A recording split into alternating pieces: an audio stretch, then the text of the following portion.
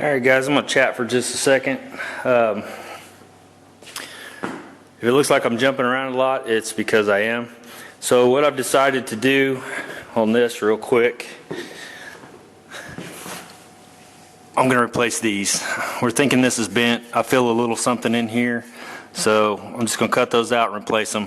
When I get the new ones in, I'll put them on top of the frame and see how they're going to fit, see if they fit nice and snug too. Because once I pull this out, all that's going to be is this flimsy ass sheet metal, so I can pull it down to this. That won't be an issue, or at least I hope. But yeah, for now I'm gonna take a break on this. What I'm gonna do is I need to get this firewall set, so I'm gonna move back up front while I'm waiting for those pieces to come in. They should be in the next few days or whatever, but of course we got the holidays and all that kind of stuff coming. So I was noticing yesterday when I was out here that these holes were not lining up like they should, and it looked like it needed to be moved back. So I went through the whole thing of measuring and doing all that and got it to where this is all the way as far back as I can get it. This that tab in there from the original inner rocker will just be flush up against this, so that's pretty much, I might be able to slide back just a tad more, but I'm going to take all this off and clean everything up and probably try to do some epoxy and stuff inside here and get all this set up before I actually get to welding this thing down, because I need to get the front of this basically welded up, because these are my two main points. I know the car was hitting the back and the side, so the front is, we're hoping good. So got all these pins lined up and everything. Once they're in and set, then I can pull all this out. I'll probably do the same thing I did on the other stuff. Once I get it set where I want it, I'll drill a couple of little tiny holes where I can put some bolts through it for line up pins basically. Pull all this off, start prepping that, get me some weld through primer or whatever I'm going to use on these mating surfaces in here. I will go back after the weld through primer and run my epoxy syringe trick down through there and make sure it's coated all good. And of course this is going to get seam sealed and everything else too, so should be protected pretty well. So here's one thing I want to talk about a minute. And this can only go on so many ways, and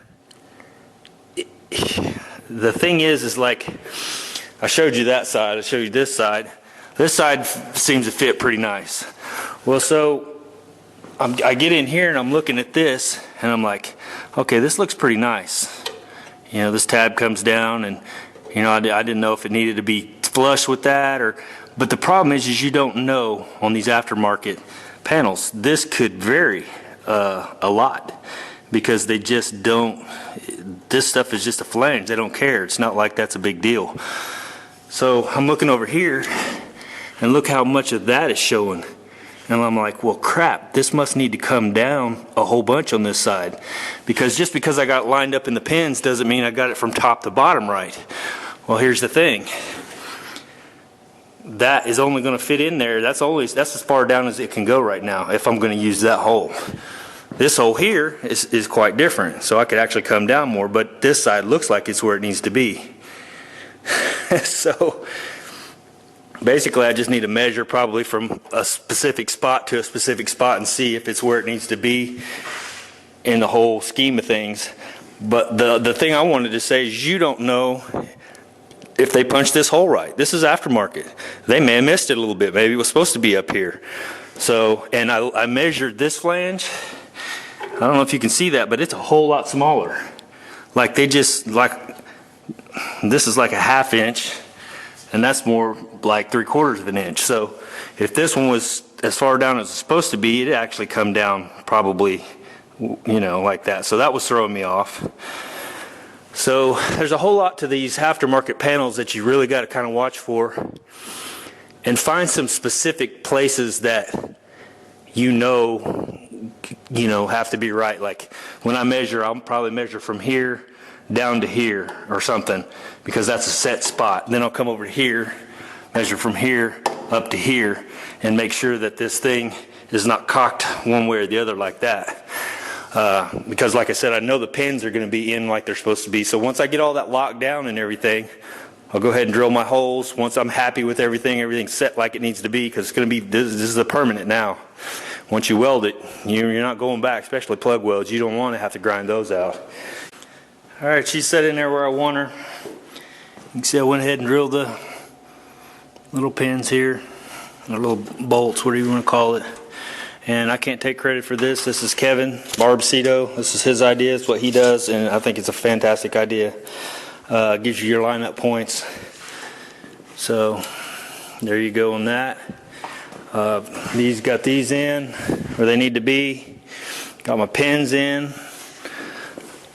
You can see there my locating pins. And the reason this is setting up a little higher is because it's actually sitting on this, and these are just a tad higher, so it holds the car up. When these come out, this actually comes back down. All right, I've switched directions about 5 times. While I had all this off, I thought, man, look how easy it would be to get that inner rocker out of there. The only problem was I didn't figure out, I felt like I have enough bracing. So Kevin and I talked about it for a little bit, and we decided that I would connect here, back here, across, and kind of box this in, and then run up through here.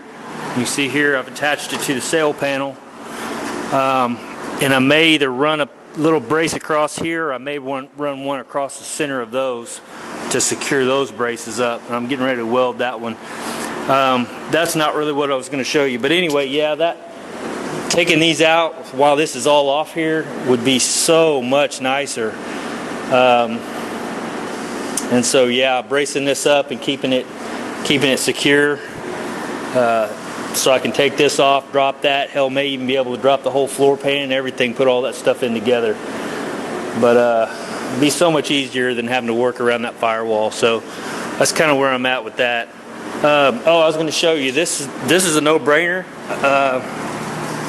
And why it took me so long to think of this, I have no freaking clue. That's my welding helmet, and that light right there is amazing. I know they sell one for your MIG gun. I've never used it, but I heard they suck. And it could be wrong. I just heard, that's what I heard. But that is the bomb. I can promise you that, and I'll show you. It's a little bit goofy because it's right there, but it doesn't really affect me. I just push it down on my head.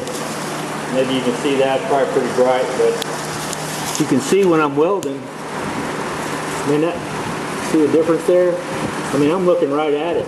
So this light is freaking awesome, and especially in dark. You know, you get out in these little dark areas where you can't see inside these cars and stuff. Man, it works out perfect. It looks right at the spot you're looking at. So yeah, Home Depot, 12 bucks, something like that, little Energizer light. That sucker's bright, it's got multiple settings on it. You got red there, then you got that, and then you got just one. And then you got those 2 outside ones, and then off. Anyway, it's kind of, you know, whatever, but I'm telling you, it works freaking awesome. I'll never not use that again. Because I don't know how many times I've tried to prop that little light up one way or the other, and setting it one side to the other. I'll bring you back. All right, I'm gonna quit there for now. I've got all that in. This is just sitting in here. I was thinking about cutting this down and running it across there, but we'll see how that works. But every time I touch it, I get dirty, so I need to clean it better, I guess.